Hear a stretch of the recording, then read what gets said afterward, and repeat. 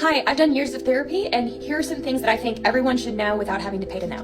Number one, what people say about you, think about you, is not your business. You have zero control over it. Their perception of you and the words that they choose to describe you are based on a very complicated relationship that they have internally. And that's it. Number two, there are horizontal relationships, which are every relationship you have with people, places, things, ideas. Come on, Chia.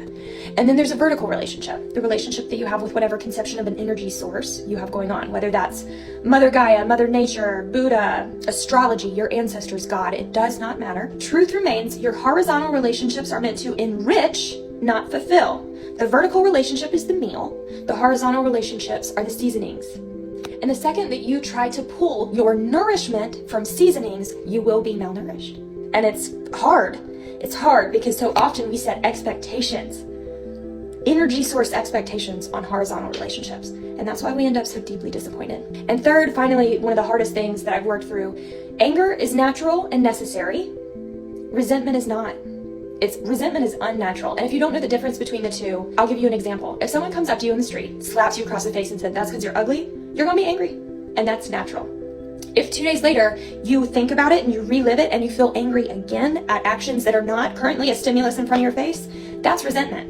And it is poison to you and you alone. The hard part of that is that some people do incredibly hurtful, semi-unforgivable things to us, things that they should be in prison for. It's happened to me. I have been incredibly hurt by the actions of other people. But that resentment is only hurting me. It's not hurting them. And it's not serving me. It's not serving my personal growth, my development, my healing. And the way that I have to work through that is by choosing to look at that person's actions as the actions that are born of overflow of a really, really sick individual. Much in the same way that if someone who's working through cancer and chemo, they're thrown up and they can't control that.